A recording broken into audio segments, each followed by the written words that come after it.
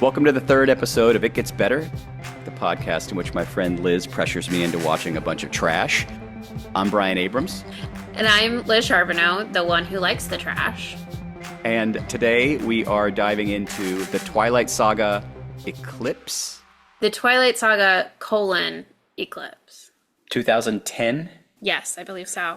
So I just finished watching about 30 minutes ago, and I was texting you while I was making my notes, but when you said last week that you were excited for me to see this garbage, I suppose I had some vague hope that there would be like big risks taken or like some kind of like irresponsible artistic choices that within it you could find like some weird misguided inspiration.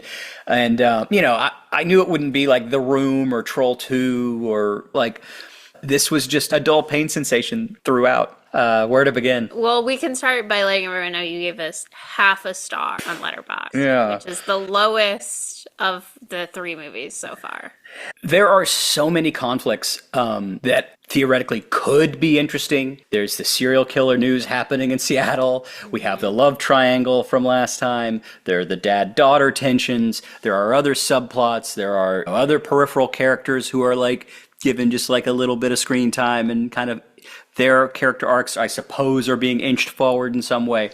A generous reading would be like, well, Brian, when you're watching The Lord of the Rings, it's inching along like, many narratives at once. But no, those movies are like told really well. I haven't read those books. But I understand that like this is supposed to be book 3. This is part 3 of a larger thing. But so many things are happening and it's just all so flat. There are moments in the movie that I just feel like everything's just like standing still.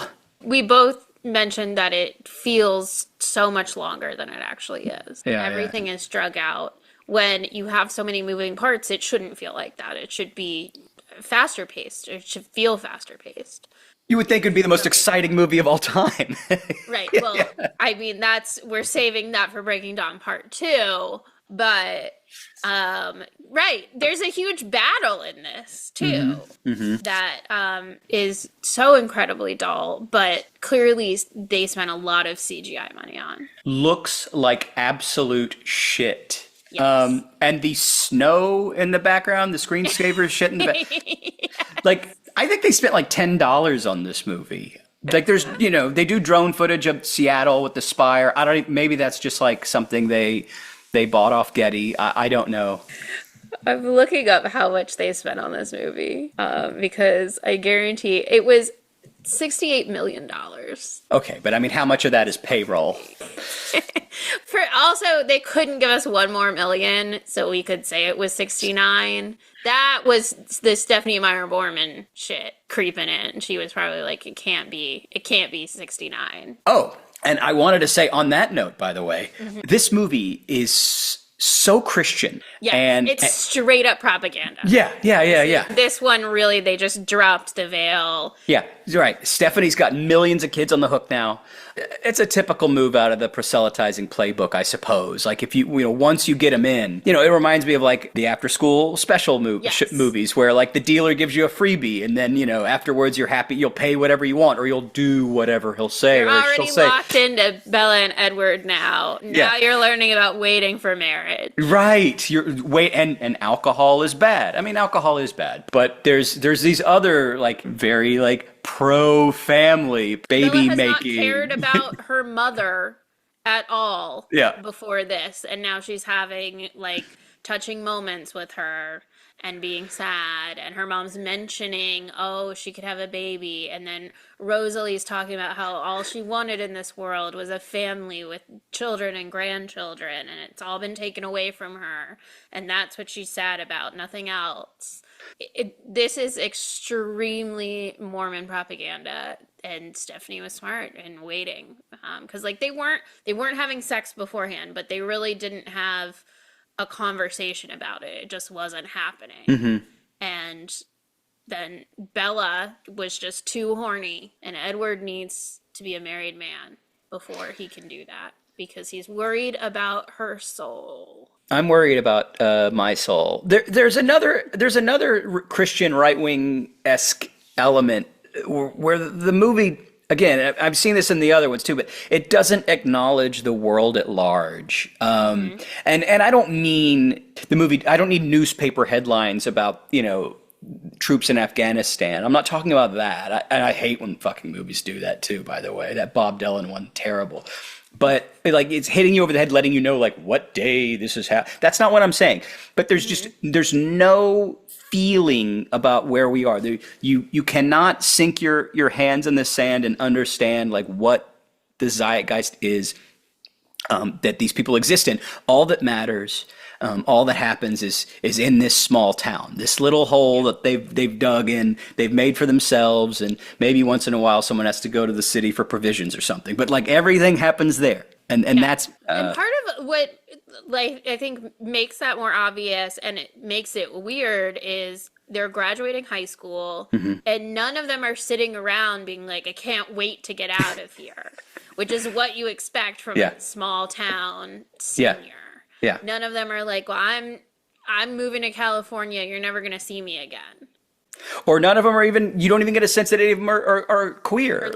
No. What percentage of the American population right now identifies as queer? Do we have any like basic idea? I have no idea. Well, I'll say this. There are a lot of kids in that movie.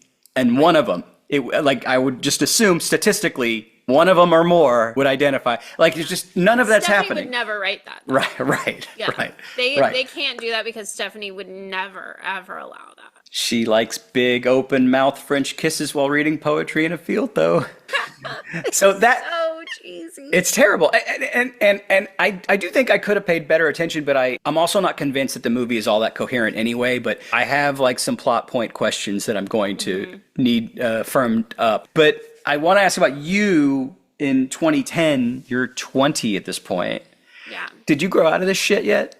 I definitely grew out of it, but I watched them come out. Like I was in, so I might as well finish. I'm not a quitter, so I'm gonna see how it gets adapted. This is my least favorite book and my least favorite movie, so I really wasn't excited about it. But like it's cheesy as hell, and you can see. I think I don't know if you can put yourself in like a 12-year-old girl's shoes, though. It seems so romantic. Oh my God, he loves her so much. He's gonna wait for her. Like he wants to marry her. He wants her to have all these life experiences first. Like that totally works, but I was 20. Yeah. It's not working on me. Well, I want to get on my soapbox about this for a minute because, I get it. So the analogy for me would be like when Star Wars movies comes out, and there hasn't been a good Star Wars movie. Well, Rogue One's good, but outside of Rogue One, there hasn't been a good Star Wars movie in decades, but I still will go see them. Right. I'll go opening day because like, fuck it. I'm already in. So like you are already a Star Wars fan. You have to see it. And right. Whether it's bad or good, you need to be able to say you saw it and to be able to talk about it. Yeah, that's exactly right. I will go because I want to see what happens to C-3PO. I don't want to find out on the timeline. Let me find out. It's insane that we have to do that. Like, why can't I just go on with my life and not give a fuck what happens to any of these characters, to glup shitto? You can't give them up. And I should say, I'm really sorry. I heard that Watto died. Sorry for your loss. Well, he was going to die eventually. Did that happen? He died in the comic recently? Apparently, Vader went back and killed him. I'm sorry to break the news. Jesus. Vader went back. Like, oh, I see. Like this was like when he was like young Vader. Like, yes. Still on his revenge. Vader, yeah. But he was still young. And he went back and killed Watto. Which is justified. I understand why you did it, but hard to lose somebody. As if I cared about Watto. I know but the point you only specified that they hadn't had good movies in decades. That is past decades. So oh my God, could have thought that Phantom Menace was a good one. Well, for our next series, we can get into the prequels, but we can do that. I have vivid recollections of seeing the midnight showings of all three of those. By the way, I went on a date to Return of the Sith, Revenge of the Sith. Mm-hmm. Yeah, I went on a date to see that one. Was it the last date or the? It was first and only. Not because of that, but This is 2005-ish, so 2015. Yeah, whatever. That's what you should totally be That's a doing. normal teenage date, but it was a Star Wars prequel. But do you know what's strange now is I think now, I don't, for any age, I feel like going on a 2.5 hour movie as a first date might be weird now. As a first date, yeah. I'll go on a date to the movies if I just enjoy the person's company and I feel like I don't need to speak. And that takes a minute to get there. Yeah. Oh, so on that point about the 12-year-old girl falling in love with this shit, and I hope I come across more understanding in what I'm about to say, because I am trying to come from a compassionate place for the kids, but I'm grateful that my parents had such a laissez-faire attitude about my brother and my like media diets. We weren't like big horror movie kids, but we watched a lot of like teen sex comedies, and we started seeing serious shit. I'm not saying like snotty art films or anything just yet, but we were exposed to different kinds of media, and I think we were more able to distinguish between good and bad, and we were able to like develop taste and understanding and not just have like low quality shit shoved down our. I mean, we had plenty of that too, but we had a little bit of everything. And I remember growing up that like some parents wouldn't let their kids watch The Simpsons, and I'm just like, that's so short-sighted. This isn't such a hot take, I realize, but like, or maybe, God forbid, if my parents if they said, no, you have to stop watching, whatever titty movie is on TV and read a book, maybe I'd be less fucked up today. It's possible. Maybe not. I don't know. I don't know. I grew up like you because I'm the youngest, so they're not going to enforce you can't watch something when like my brother's 12 years older. Like you can't do it. You just kind of give in. Like she's going to see it. She's going to see whatever. Your brother's 12 years older? Yeah, my brother's 12 years older. My oldest sister's 18 years older. But that means that your brother was out of the house by the time you were like what? Like 8? Sure, but like by 8 you're watching stuff and then I have another older sister. She's only 3 years older, but 3 years is still a big difference. And how many siblings do you have? I have 3. Wow. And so I guess I'll meet them at Passover.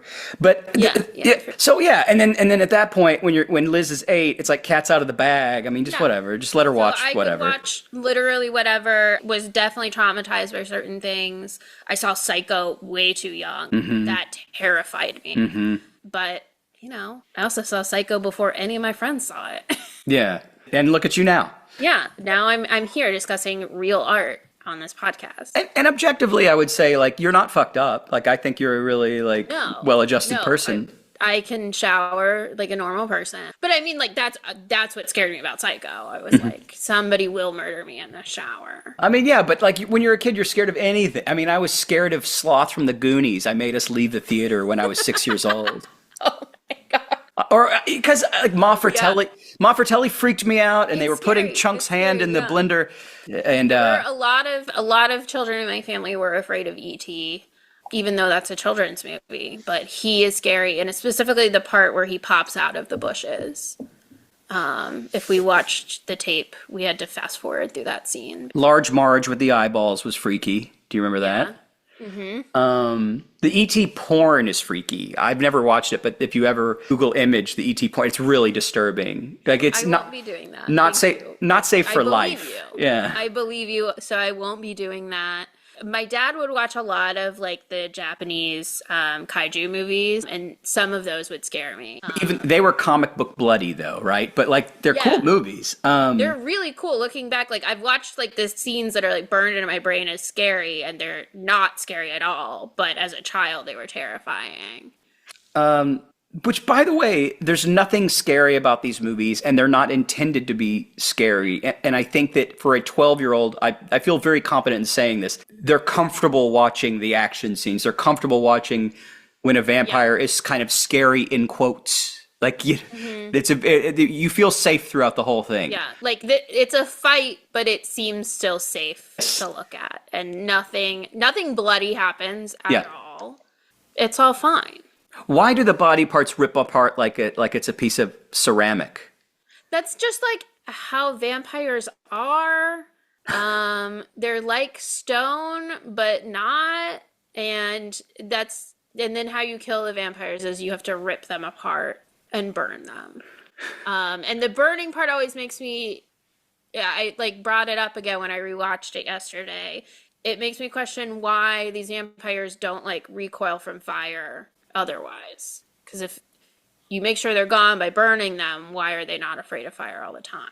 I just think like Stephanie did not think it through. Like going back to what we have talked about before, like I don't think she's very creative. She just stumbles into this like lore and doesn't like build it out. It is funny that you mentioned that because I feel like, and I could be wrong, Jacob, in one of his many back and forths with fucking Edward, I'm so tired of these fucking people. I love when they're just staring at each other on a road, arguing. They love standing on pavement.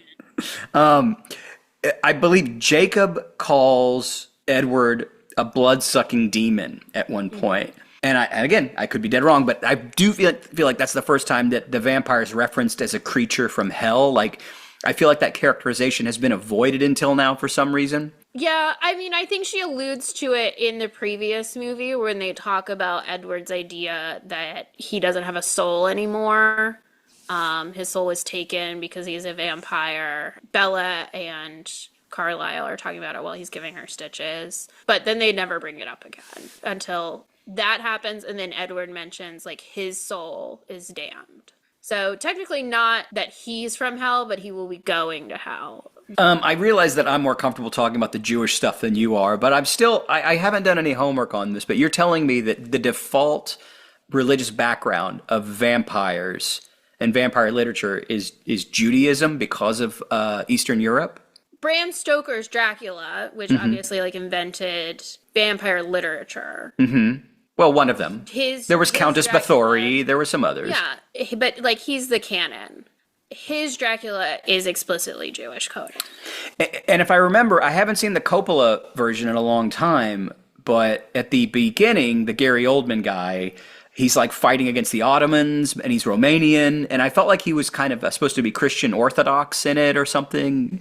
I've never seen that version. So I'd be curious to know what you think about that. Maybe we can add that on as a bonus episode. But yeah, in the book, they make explicit references that like he smells Jewish. What does that mean? Like horseradish? I don't know. He gets the mackerel sandwich on a bialy at Shelsky's. So good. But yeah, that's the canon. And I think like it makes sense that you're repelling a vampire with a cross if he's Jewish in that sense too. I should just read Dracula. You should. But I'm reading something else right now. Oh, well. And I really try to be a one book at a time kind of. I feel like that's like a normal human behavior. Yeah, that is. That is. You should read it. I mean, I really like all of the kind of classic horror, Frankenstein and all of that. They're good. Do you like the like old Hammer horror movies or the Universal horror movies or any of those? Not really. I just like I can't get into those. Like watching those feels like I'm watching it for school. There are some that are so fucking cool, but you know, I wish we watched those in school. They just feel so much like, oh, you're paying attention more to what they're doing film-wise. I see. Yeah, you're saying the experience is this, it's a dispassionate, near academic, I want to be familiar with this reference, so I'm watching this 75. So no, to me they are like really enjoyable and rich and I mean if you enjoy vibes. All right. Well, maybe I'll watch them, but probably not. I know. So a little bit of plot here, if we may. There's a line early on that I just noticed that she said, "I have until graduation, and then I'll be one of you." I thought they were gonna get married. At the end of 2, it's like there seemed to be both pretty gung-ho about getting married. And this whole movie is them, like, all of a sudden, like, we're kind of, like, going back and doing a contemplation thing.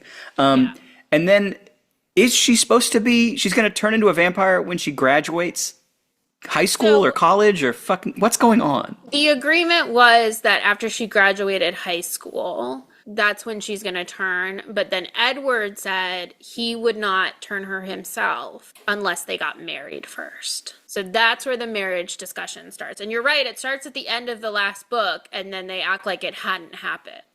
Can I just say, I know you mentioned that you like Jacob because he just seems like he's just a more honest and sweet and caring guy, and he's less of like this insecure, jealous asshole. Which is, by the way, just I cannot. Which you can really see in this movie. Like, he's insane. I cannot emphasize enough how not hot it is to be a jealous, insecure partner. Right.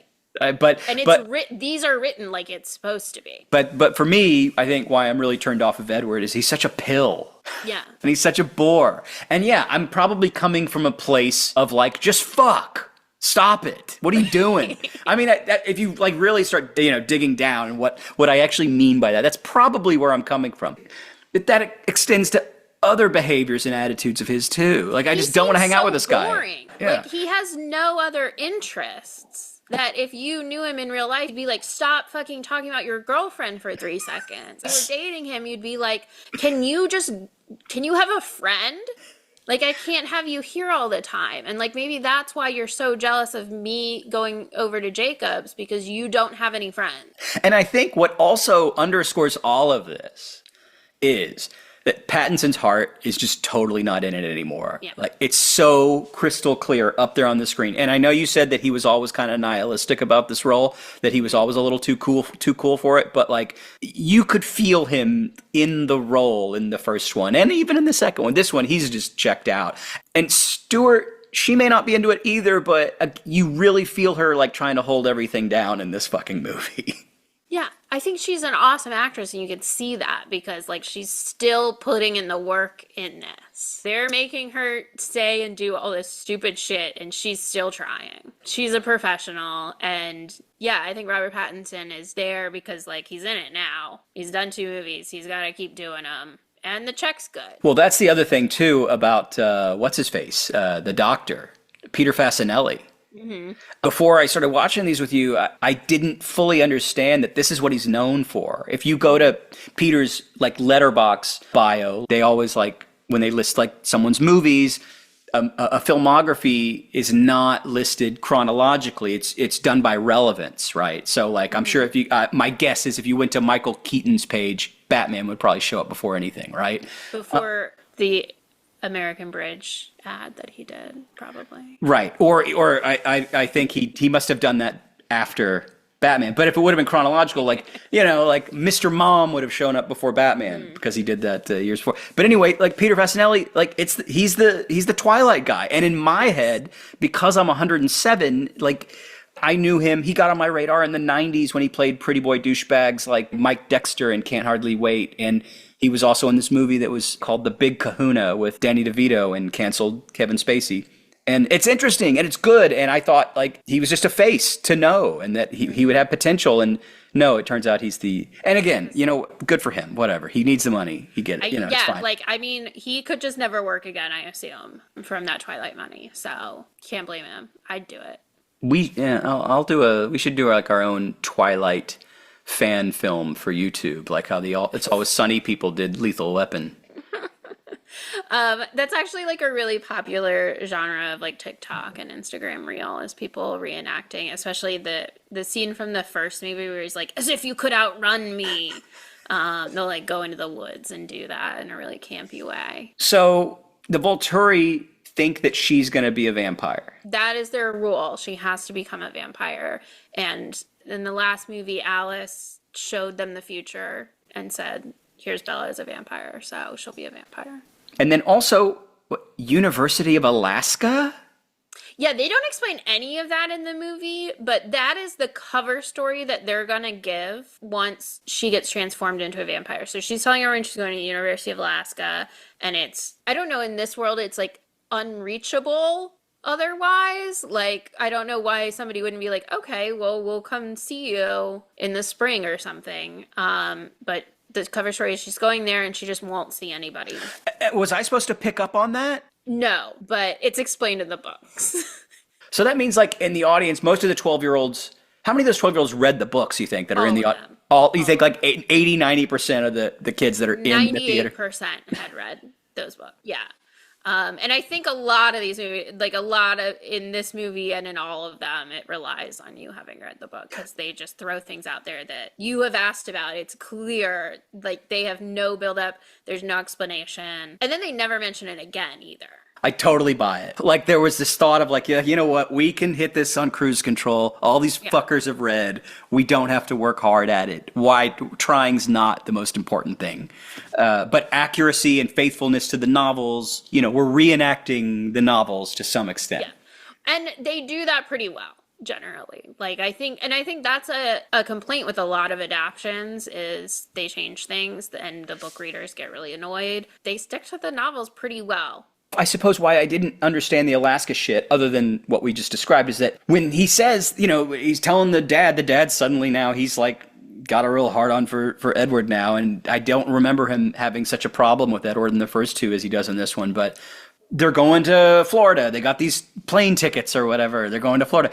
And I thought, oh, okay, they're not actually going to Florida. But they do. They actually go to Florida. Why would they would not lie about that and try to sneak away because they are good, God-fearing people. They are going to see her mother and stay with her mother.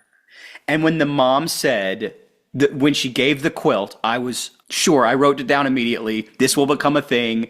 And she said, have a little piece of me up there in Alaska. I was like, oh, mom's going to die. Mom's dying. This is like a foreshadowing. Wow. She's going to die. And I was wrong. It's actually that, like, Bella is going to kind of die, become a vampire. You're not dead, but you're undead kind of thing. Do you want to talk about the dynamic between Bella and Jacob and Ropat? Because, like, the scene when she's riding off with Jacob while her vampire boyfriend is, like, stewing. Mm-hmm. Like, this is, I'm assuming, like, the hottest part for, like, the kids in the audience, right? This is feeding this love triangle. Yeah, this is, like, what everybody has taken aside, and this is what you're living for. It's, I mean, like, Team Jacob, like, he's so much more normal and so nice and doesn't, like, fuck up her car so she can't drive somewhere without him, which is an insane thing to do, and to just, like, be like, okay. There's a Fox News host. Is that where the Fox News host picked up on that? What's his face? The greasy hair. What's his name? Not Tucker, but... Greasy hair does not specify who on Fox News you can be talking. It's the guy who took Tucker Carlson's spot. Literally, like, slashed a coworker's tires so that he could drive her home, and now they're married. Jesus Christ. How psychotic would that be? Extremely. And Edward is doing it, and you're supposed to want them to be together. But if you ended up finding that out about a guy that maybe you ended up falling for... I would call the police. And, like, let's say he tells you, like, 3 years later, he's like, hey, remember that night? You would feel betrayed on some level when that happens. Yeah. Yes, extremely. Like, that is not a romantic gesture. It's insane. And that's what we're supposed to see. And they want you to side with Edward because he's so loving, because he's worried about her. But, like, there's nothing to worry about. Right. His convictions are what's important, right? His commitment to her is what's important. It's not the fact that you're... Again, because he has nothing else to do. I don't even think she likes him. Like, I'd go, no, she's supposed to like him. But, like, I would just drop his ass, honestly. Right. I just genuinely don't understand it. She has every other man at that high school interested in her, and Jacob. So even if she's not into Jacob, and that's totally fine if she's not, he's her friend. But it's not like she has no other options. Their kisses are so gross too. I feel like I shouldn't be watching when they do it. It's like when I see a dog pooping on the street, I look away. I want them to have privacy. It's a similar feeling. And that's a good point. I don't know if they do this on purpose for the movies, but in the books, they have to be really careful about their kissing because his teeth could cut her and then she would get venom in her. So I don't know if they're doing it in a certain way in the movies to, like, project that or not. It doesn't seem like it, but it also could just be like, we're going to make it weird. Well, then it sounds like they need to do some practicing on a bedpost because you're not supposed to bite people when you kiss. It's supposed to be a smooth, velvety experience. It's not a bite. It's just his teeth are so sharp. Like, her tongue could catch them. Like it's so dangerous, Brian. She could just kiss a normal person. I got it. And never have to worry about that.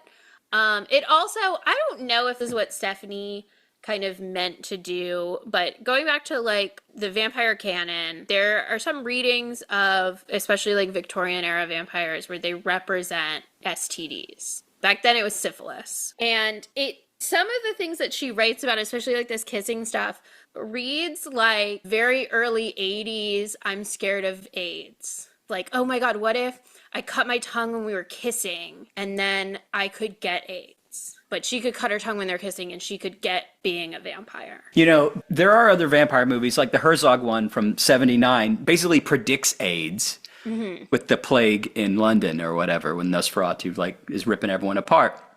So you were saying that you're Team Jacob because he has a hotter body. I can appreciate that. Well, that's true too. What is friend of the pod Stephanie trying to say, if anything, about the indigenous people that they fended off attacks from vampires? I think that Stephanie was trying to create some kind of lore about the need to be wolves. Because how else do you explain it? They felt a connection with wolves and then they suddenly became them. And she needed to also explain like a tension between Edward and Jacob that is deeper than just fighting over Bella. And it's that their like nature is against each other. Okay, I'm not going to slam her for that one. I might just skip that altogether, actually. Like, I mean, it makes sense, especially compared to all the other shit that she does. So we kind of have to give it to her. Do you want to go back to what we were talking about, though? Yeah, what were we talking about? We were talking about AIDS. Yes, well, that's a very, very easy subject to navigate. I think it also just ties in with this, like, abstinence-only, like, education that they're pushing down your throats, too. Like, that's also, they were telling you, like, oh, if you shared a razor with somebody, then you're gonna get it. Like, you're living in fear of, like, toilet seats. And also, you can't have sex. And this again tracks with the idea of like let's just confine ourselves to this small town. The story exists in this small town. Let's not go outside. Let's not, It would be funny if she ended up writing a novel about like Bella goes to New York City or something, and then she meets the naked cowboy or something. That would be great. I would love to see how she treated that. But there are some transgressive forms of behavior and some line stepping that happens in the town of. What's this fucking town called? Forks, Washington. So it's a real town. I think I've told you this. I think we should have a travel episode and we can go to the upper Northwest. I mean, what are we going to do there? Do they have good... It's all Twilight. There's a Twilight museum. Maybe they'll let us do a live show. Yeah. I'll get in touch with my agents and we'll see. Sure. But... a little forced kissing by Jacob canceled. I noticed that. Yeah. I mean, things are getting intense. That is what's brought up by all of the Team Edward people always, that actually Jacob sucks because he did that. That's his only demerit? That's really his only transgression up to where you are. Okay, well, I haven't seen the fourth one yet, but I hear that, yes, it's based off of Straw Dogs, actually. So. Yeah. Basically. But also, going back to what I ask you every time, could you predict what classic novel this is supposed to be an adaptation of? Oh, Jesus Christ. And it's going to be hard because I don't agree with it being. I don't know. I honestly have no idea. It's Wuthering Heights. Oh, I've never... Well, I watched the Olivier movie as a kid. I don't remember a damn thing, except they float off at the end or something like that. I really don't get how it's an adaptation, really at all. Terrible. Okay. Oh, the lady who gets attacked in the street in the alcohol is bad scene. You're gonna have to be more specific. So one of the vampires, we get backstories of a couple of these people, and one of the vampires. Oh, yes, Rosalie. Rosalie. Yes. Was she R-worded in the street? Is that what happened? Yes. Because it was by the group of them. Oh, I didn't pick up on Not just her boyfriend, but all of them. Was that relayed in dialogue in some way? I did not pick up on that. No, it's really just implied. I see. Now, in fairness, I'm pretty dense. Yeah. Well, it's even more heavily implied in the novel versus the movie. Again, they figure you read it, So, I did not pick up on. I assumed they beat her up, or I'm guessing there was a rape. I didn't realize that they all Well, that is Straw Dogs, basically. They all took turns. That's too bad. Yeah. That gives her, I think she has a really interesting backstory. I mean, up to that point, not super interesting, but they kind of gloss over it a little bit and they hit it really quickly. But after she transforms into a vampire, Carlisle finds her, transforms her because she's dying. She decides she is going to systematically kill everyone that did that to her. And so that's the scene where she like busts into the bank vault in a wedding dress. She wears a wedding dress because she was engaged to that guy. They don't cover that in the movie at all.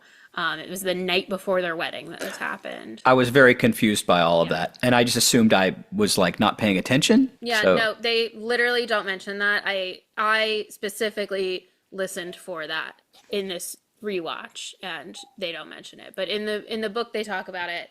And so she's wearing the wedding dress for that reason. She kills everybody else first so that he knows that she's coming. She does say that. And then she goes and kills him. And she makes it a point because she doesn't want to be a vampire. She has never drunk human blood. So she's been able to resist their blood as she kills all of them as like a point that she's making. That she doesn't want to be a vampire. She's stuck being one.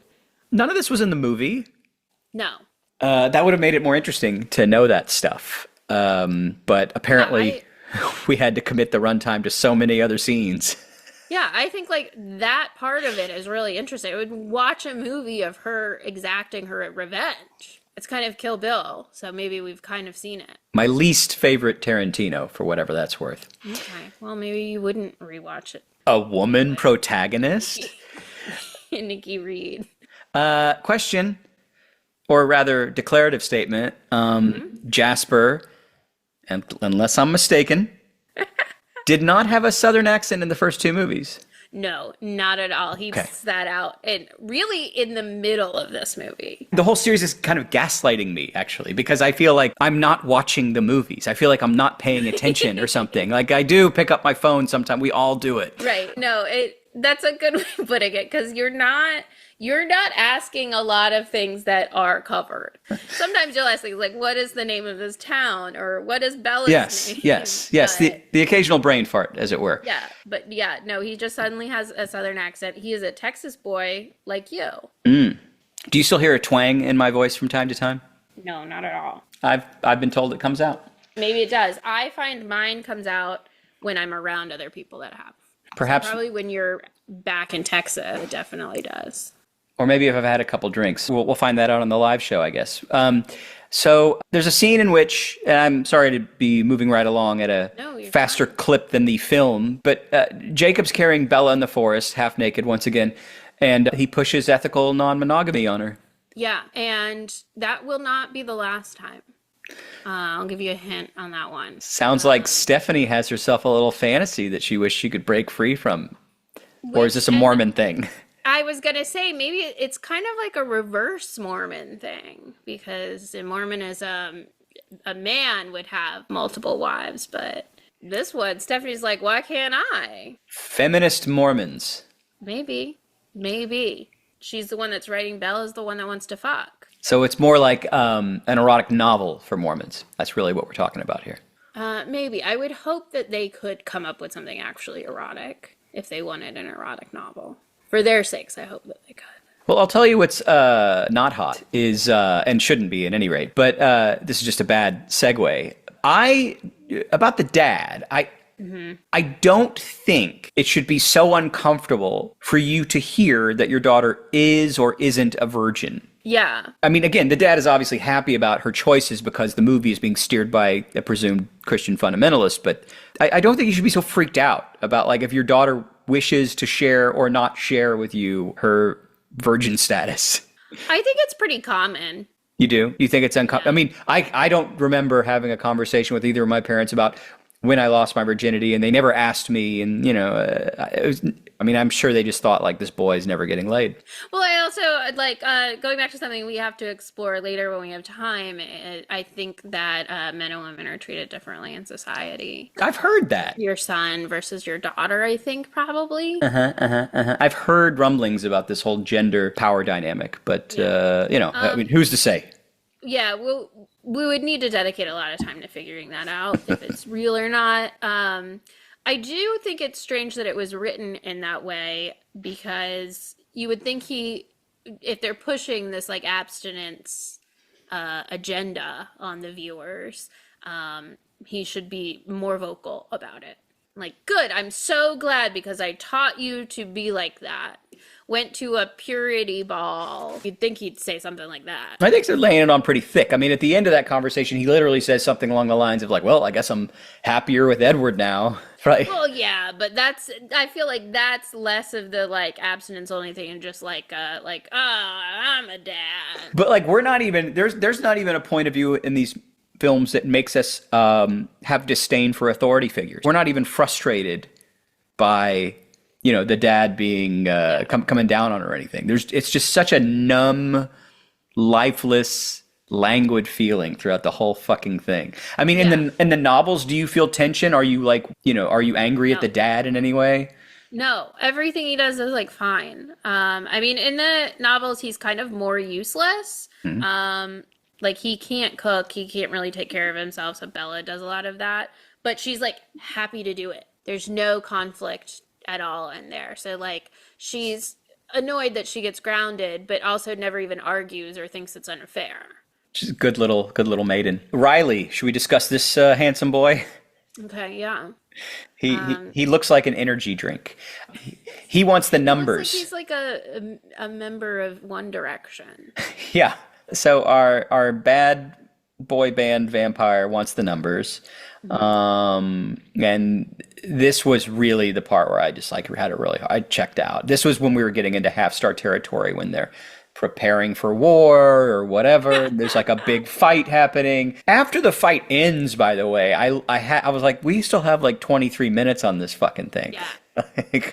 Yeah. It's rough. There's a moment when they're in the forest, Bella and Edward, and she has blood on her fingertip, and he, sort of says in so many words, he's not tempted by it anymore. I mean, again, just, is there anything interesting about this guy? He doesn't have diamond skin in the daylight. Just couldn't help but notice that. Yeah, you don't get the glittering effect at all, and they are in full sun. So I think like that director just gave up. Like, I think Catherine Hardwicke went too hard with the glittering. There was like a sound effect to it and everything, but they didn't even try to put something shimmery on his face or whatever in this one. I see what you mean now, that why hers is in the camp category, because she does go there in many ways. She takes like the words that Stephanie wrote as canon, and she gave us all of that. I think there's like a middle ground of trying to find it, and you could come across as kind of serious with it. Like you could put makeup on him that shines, and they don't bother. He's just white. Yeah, I may have to go back and give a 2.5 star instead of a 2 star to Catherine Hardwicke's, because I'm one who believes that if you're going to try something, just go for it. Just fucking throw it out there, and you might fuck up, and that's okay. I'd rather see you try. Right. The other two that you've seen so far are trying to be much more serious than any of this is asking for. They're hewing it in. They're just kind of doing by the numbers, and it's dull. And but there's this other thing happening too, where, and again, it's what I said at the beginning of the show, is that in that same scene where we don't see the diamond skin, Jacob shows up, and it's so okay. Oh, we're suddenly reminded of the alliance between the vampires and the wolves, and they're battling the boy band, and there are so many people and so many things happening, and yet simultaneously nothing is happening. Yeah. Literally the only reason to do all of this is give you Jasper's backstory, which is that he's a Confederate soldier, which is an insane choice by Stephanie Meyer. You could make him anything else, but she was like, I want him to be a Confederate, and I want him to be proud of being a Confederate officer. And then to show Bella... And that's not in the movie, right? I didn't miss that. No, you missed it. Oh, okay. There. Oh, you missed that one. That was a big one. I actually told you last week to make sure you paid attention to Jasper's story. But he was a Confederate officer, and he's very proud of it, and he got turned during the Civil War. During the Civil War. Yeah. And would he only go after certain races' blood? I mean, interestingly, when he got turned, he went down to Mexico. So Oh, he was turning Mexicans after that. okay. So racially, he's open, I Yeah. suppose. In Yeah. terms of killing people, yes. No. Well, that's, equal opportunity there. So I think like she wants to get Jasper's backstory in, and there has to be a battle to do that. And then she wants us to see like Bella choosing to make a sacrifice for Edward, which is cutting herself. I was so beaten by this point, but I also realized at this moment that I'm not sure I know why it's called Eclipse. At this point, it is literally like they have to follow different words or phrases for like nighttime and involving the moon. That's it. That's not in the movie. No, it's not. It's just that like the first one was Twilight, and then there was New Moon, and now it's Eclipse, and then the last one is Breaking Dawn. So the night is over. Thank you for not making me read the books. I really wish you would, because they're fucking insane. There's so much more detail that is not necessary and like not useful for the world building at all. She's just like throwing things in there. I did laugh at the end with, I need to set the bones before his accelerated healing kicks in.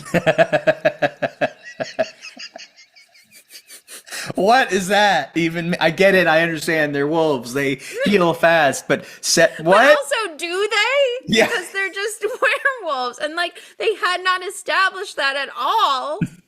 And also, like, their temperature is higher. I don't know. I'm going to give you a tiny spoiler. I don't know if it actually comes up in the next movies or not, but if it does, it doesn't matter. Like, Carlisle also reveals that like the wolves have more chromosomes than a human, and then like vampires also have a different number of chromosomes, and like none of this is needed. They're just throwing it in there. Where does Stephanie stand on gender fluidity? Well, she is a devout Mormon, so she hasn't like given a statement or anything. She hasn't waded into that discourse with JK. No, not that I know of. She actually just like doesn't do anything unless she's literally talking about writing new books. She did write a gender bent version of Twilight, published that. So kind of open in that way, maybe. I suppose where there's room in her universe, you could make the argument she's a little more progressive thinking, forward thinking on certain tracks. Again, within her universe, I guess. Yeah. Like she may not be reactionary. She just may be insulated. Anyway, whatever. Fuck off, Stephanie. Dakota Fanning. Nice to see her. She was in the last one too. You totally missed that. Oh, she was? Yeah, she was there in the Volturi. Oh. I gotta believe shit starts getting really wacky in the fourth one. I have to believe. Yeah. In order to keep me going, I have to believe. You're right. I think that you'll be happy with that. It's not as wacky as the final one, but they're the same book. It's just been broken into two parts. So, it's wacky enough. So we're watching the Twilight Saga: Breaking Dawn Part 1 next week. I think that you will rate it higher than this one.